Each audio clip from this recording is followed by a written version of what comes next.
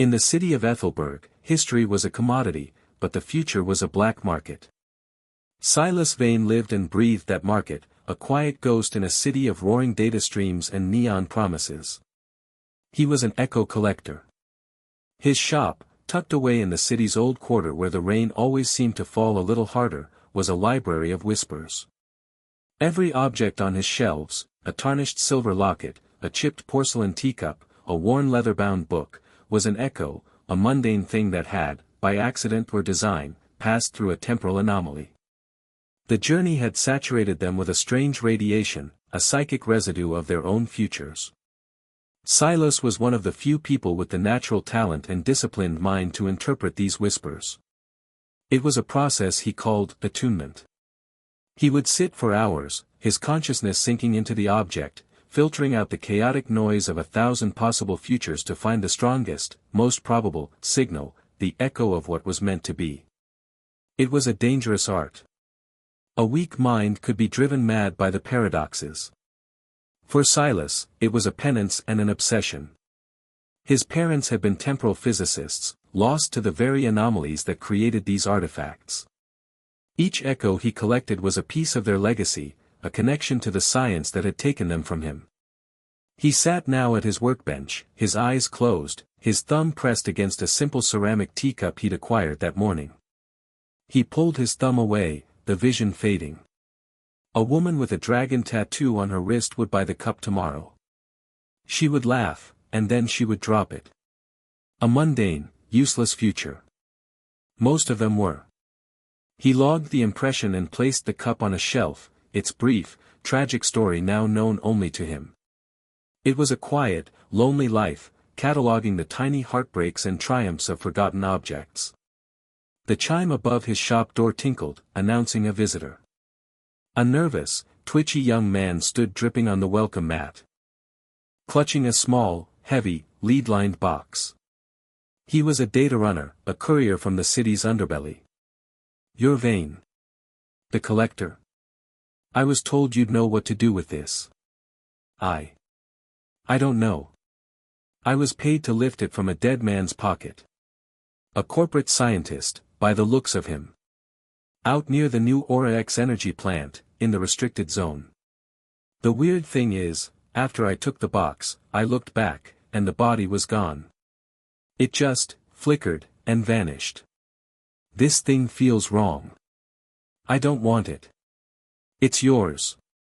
The courier placed the box on the counter and practically fled back out into the rain, leaving Silas alone with the heavy, cold container. A dead man who flickered and disappeared. His instincts, honed by years of dealing with dangerous artifacts, screamed at him. He took the box to his lead-lined attunement room in the back and opened it. Inside, nestled on a bed of black velvet, was a simple, elegant, silver pocket watch.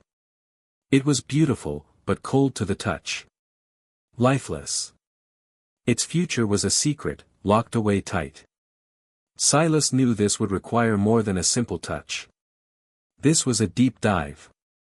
He put on a headset that would monitor his brainwaves, and placed his bare hand firmly on the cool metal of the watch. He closed his eyes, and attuned. The vision hit him like a physical blow. It was no gentle whisper, it was a psychic scream from the future, a cataclysmic torrent of sensory data. He saw the great statue of Atlas in the city plaza, its bronze face cracking, crumbling to dust. He heard the deafening clang of the centennial clock's bell, a single, final, mournful note that seemed to crack the sky. He tasted copper and ozone on his tongue. He felt the stomach-lurching sensation of a skyscraper beneath him giving way. He saw a flash of a strange, circular corporate logo for Aura X Energy, burning like a brand into his mind. And through it all, a single, terrifying piece of data, a holographic timestamp, shimmering in the chaos. 47 hours, 58 minutes, and 12 seconds. He ripped his hand away from the watch, gasping, his heart hammering in his chest. He stumbled back, knocking over a stack of books. This was no teacup. This was the death of Aethelburg. As he tried to steady his ragged breathing, a subtle sound registered at the edge of his hearing. A soft click from the front of the shop. His own security system, a simple magnetic lock, had just been bypassed. He wasn't alone. 2 figures in dark, tactical gear moved silently into the shop's main room. They were professionals. Their movements were fluid, their eyes scanning, missing nothing. They saw the open lead box on the counter. Silas knew they weren't here to browse. He had to get out. Thinking fast, he grabbed a small, marble echo from a nearby shelf, a child's toy that, when attuned, would flash with a brilliant, strobing light from a future camera flash. He focused his will, attuned to it for a bare second, and hurled it into the main room. The 2 agents cried out, momentarily blinded by the unexpected flash of future light. In that split second of confusion, Silas grabbed the pocket watch, stuffed it in his coat, and burst through the back door of his shop into the rain-slicked alleyway. Alarms began to blare behind him. He had escaped, but his sanctuary, his life's work, was compromised. He was now a fugitive, hunted for a future that only he had seen. He found refuge in a disused subway station deep in the city's underbelly, the air thick with the smell of damp and decay. He had to understand what he was running from. He pulled out the watch. Its silver casing was now faintly warm, its terrible future a low, constant hum against his skin. He began his work, not as a collector, but as a detective, piecing together the ghost of a crime that had not yet been committed. An hour later, as he was cross-referencing the Aura X logo with the location of the Centennial Clock, a figure emerged from the shadows at the far end of the 85173 platform. A woman, dressed in a long, elegant, dark coat, her face calm and unervingly serene. She was flanked by 2 more agents. "Who are you? How did you find me?" "Jocasta, my name is Jocasta. And I find you because I, too, can read the whispers. I lead the keepers of the unwritten. We are the guardians of the timeline. We ensure that what is to come, comes without interference. We protect the future from men like you." Her gaze was intense, the eyes of a true believer. "That watch you hold contains the echo of a significant, corrective event. The great cleansing of Aethelburg. It is a necessary, preordained catastrophe. Silas, it's the death of millions. Jocasta, it is the prevention of a temporal paradox that would cause the death of billions. I have seen the echoes of those who meddle, Silas. Their futures are always worse. The timeline is not a lump of clay for you to mold. It is a river. You can throw a stone in it, but you cannot change its course. You only create messy, dangerous ripples. Give me the watch. Let the river flow as it must." Her certainty was absolute, a chilling, placid fanaticism. Silas knew he could never reason with her. He subtly began to back away toward a dark service tunnel. Jocasta saw the movement and smiled, a thin, pitying smile. "Jocasta, it's no use. I know you're planning to run down that east tunnel." She held up her own hand. In her palm lay a small, silver locket. An echo. "This locket will be found by a transit worker in this station tomorrow. He will give it to his daughter. In 5 seconds, a transport on the upper track will suffer a minor electrical fault. The lights will flicker, and a screech of metal will cover the sound of your footsteps. But my agents are already at the other end of that tunnel. They have been for the last 2 minutes." As she finished speaking, the lights in the station above flickered violently. It happened exactly as she had said. Silas froze, a cold dread washing over him. He was a man who could see the future, hunted by a woman who could see it better.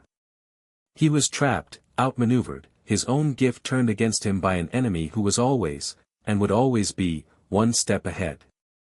The future arrived on schedule. The lights flickered. The train screeched. Jocasta's serene, knowing smile was the most terrifying thing Silas had ever seen. He was trapped not by walls or by guns, but by destiny itself. Her agents were at the end of the tunnel he had planned to run down. His past, present, and predicted future were all closing in on him. In a world of cause and effect, his story was over. So, he chose chaos. He clutched the silver pocket watch in his hand, the source of his curse, and forced himself to attune to it again. Not to find a clear path, but to embrace the storm that he didn't get a coherent vision, only a single, violent, and utterly illogical impulse. A flash of cracking stone from a decorative pillar to his left, and the scent of ozone from a sewer grate at his feet. It made no sense. It was a dead end. And it was his only hope. While Jocasta's agents were still focused on the tunnel, Silas lunged to the left, ramming his shoulder into the base of the old, crumbling pillar. The stone, already weakened by decades of neglect, fractured. At the same time, he kicked the heavy iron sewer grate with all his strength. It shifted, its rusted hinges groaning. She never finished. The fracturing pillar above, its support gone, gave way and crashed down onto the platform exactly where Silas had been standing a moment before, showering the area in dust and debris, cutting him off from her view. He didn't wait to see what happened next. He wrenched the sewer grate open and plunged into the darkness and filth of Aethelburg's ancient sewer system, the pocket watch cold in his hand. He had done the illogical. He had listened to the madness of the echo, not the logi. Of the escape, and it had saved him. For now. Silas spent the next hour navigating the city's forgotten bowels, a world he knew far better than Jocasta's agents.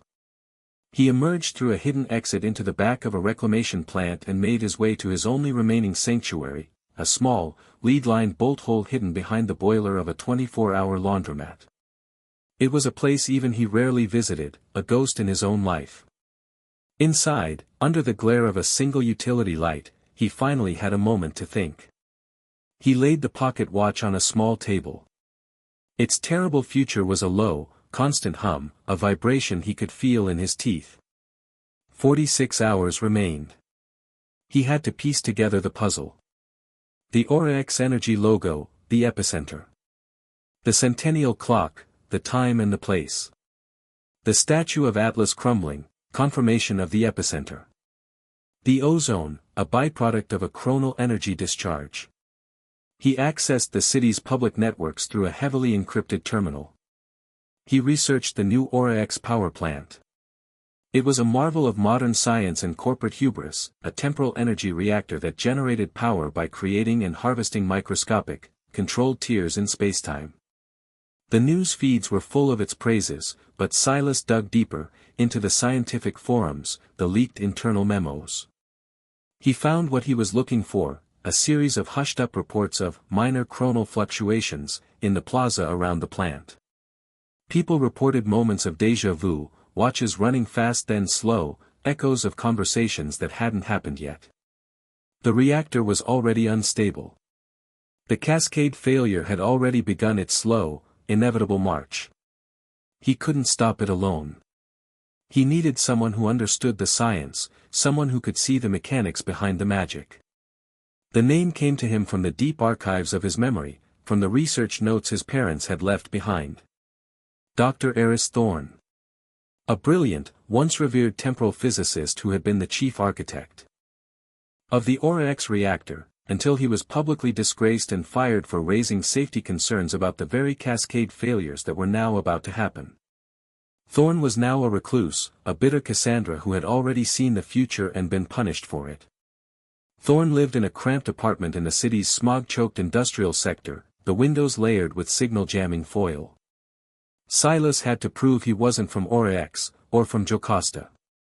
Dr. Thorne, my name is Silas Vane. My parents were Alara and Ben Vane. They cited your work on temporal resonance in their final paper. The man who opened the door was a ghost, thin and pale, his eyes darting nervously. His apartment was a chaotic mess of books, half-finished equations on chalkboards, and strange, jury-rigged devices. Thorne, I knew your parents. They were good scientists. Not like the corporate vultures at Aura-X. What do you want? I need your help. The reactor is unstable. It's going to fail. In less than 2 days, it will destroy the city. I know. I told them. I published the cascade failure equations. They called me a fearmonger and ruined my career. It's their problem, not mine. Let the city reap what it has sown. Silas, there are millions of people who will die. They didn't listen to me then. Why would they listen to you now? You have no proof. Silas, I have this. Silas held out the silver pocket watch. Thorn's eyes widened. He recognized what it was instantly. With a trembling hand, the old scientist took the watch. He closed his eyes, and for a moment, his body went rigid as the echo of the future, the terrible, screaming vision of a dying city, flooded his mind. He dropped the watch as if it were burning hot. In that moment, the bitter recluse died, and the scientist was reborn. They spent the next several hours hunched over Thorn's chalkboards.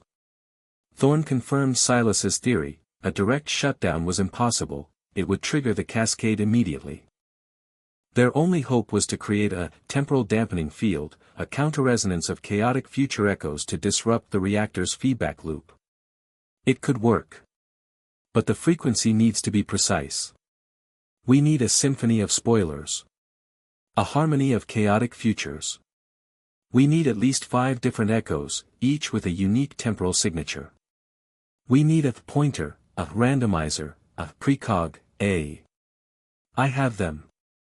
In my workshop. A compass that points to a future death, a pen that writes a random future word. But we're missing one. The most important one.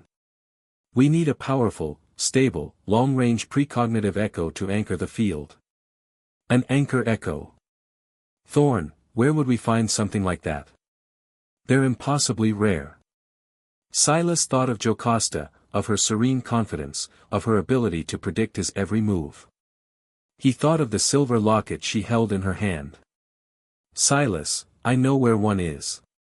But you're not going to like it. Their plan was insane. They had to break into the headquarters of the very people hunting them. The keepers of the unwritten, Jocasta's fanatical society, based their operations out of the city's most secure location, the archival vault beneath the Museum of Antiquities. They had to commit a heist to stop an apocalypse. They stood across the street from the grand, marble facade of the museum, the clock ticking down. They were no longer just running. They were now taking the fight to the heart of an enemy who believed the future was already written. The Museum of Antiquities was a fortress of the past, but its vault, the secret headquarters of the keepers of the unwritten, was secured by the future. Silas and Dr. Thorn stood in a dusty service corridor, looking at a schematic of the vault security systems that Thorn had pulled from his old, fragmented memory of the cities. It's worse than I thought. The hallways aren't monitored by cameras, they're monitored by short-range precognitive sensors. Echo fields. They don't detect where you are.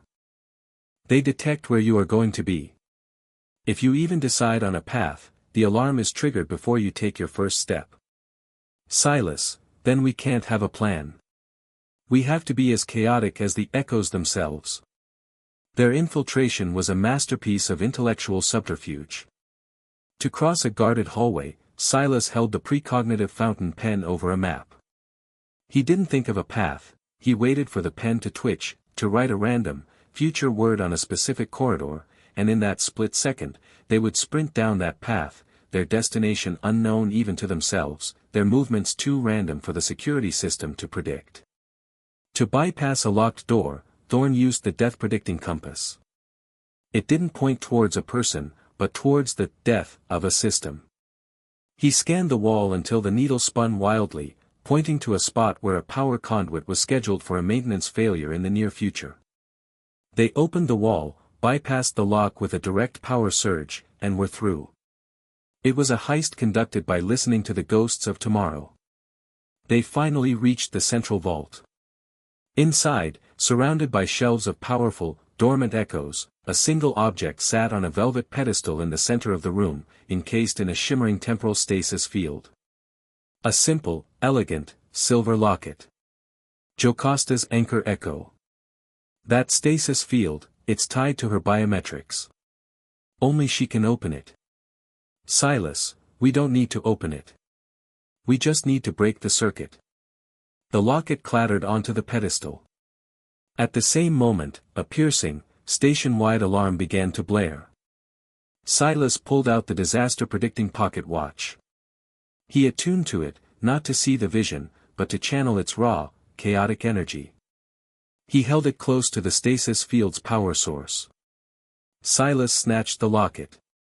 They had their anchor. But now the entire security force of the Keepers was descending on their location.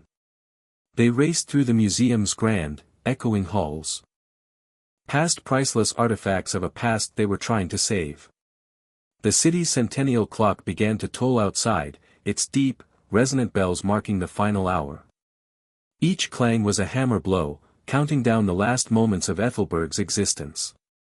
They burst out of a side entrance into the rain-slicked streets, Jocasta's agents emerging from the main entrance moments later. The chase was on. They hijacked a public transport vehicle, Thorn hot-wiring it with the skill of a man who had spent years taking machines apart. They sped through the neon-drenched streets, the black-clad agents of the Keepers in close pursuit on sleek, silent motorbikes. The city around them was beginning to show the signs of the imminent temporal cascade. Lights flickered and browned out. Public view screens showed images that were a few seconds ahead of, or behind, reality. The air crackled with a low, constant hum, the smell of ozone growing stronger. The city was beginning to unravel at the seams. They abandoned the transport near the city plaza and ran the final few blocks on foot, pushing through a confused crowd. They reached the gleaming, corporate tower of Aura X Energy, the source of the coming storm. Using Thorn's long-expired but still valid credentials on a forgotten service entrance, they gained access to the power plant. The instability was worse inside. The light strobed, and the very air seemed to shimmer, making them feel dizzy and nauseous. They reached the core regulation chamber, a vast, circular room.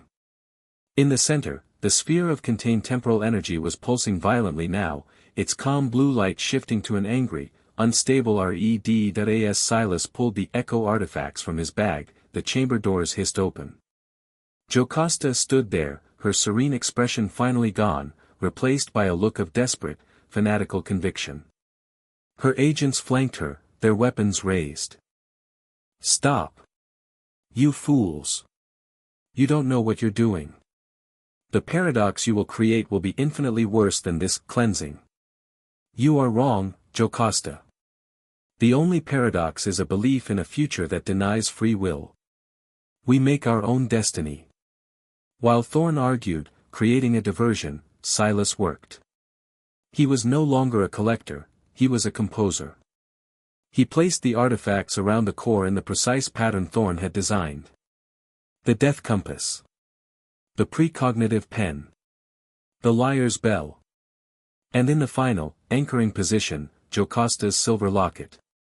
He linked them all to his small, jury-rigged device. A visible wave of shimmering, gray energy erupted from the artifacts, enveloping the temporal core. The core, which had been pulsing in a violent, accelerating rhythm, was hit by the wave of chaotic future noise.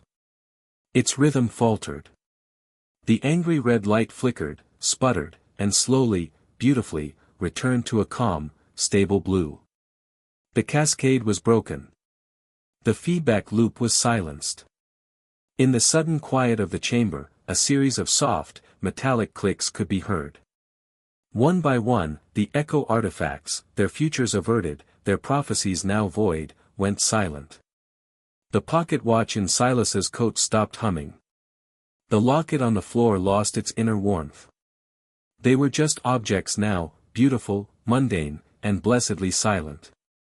Jocasta stared, her face a mask of utter, soul-shattering disbelief. Her entire world, her religion, her certainty, had been undone by a quiet man with a bag of haunted antiques.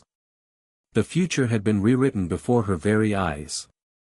Before corporate security could arrive, Silas and Thorn slipped away into the maintenance tunnels, disappearing back into the city's shadows. The next day, Aura X Energy reported a minor, self-correcting resonance cascade at their new plant. No one knew the city had been saved. The final scene shows Silas back in his quiet, rebuilt shop. Dr. Thorne is with him, the two of them sharing a cup of tea. The pocket. Silas looks out the window at the living, breathing, bustling city of Aethelburg, a city that exists only because he refused to accept that it wouldn't. He was no longer a man haunted by the future. He was the man who had stolen it back.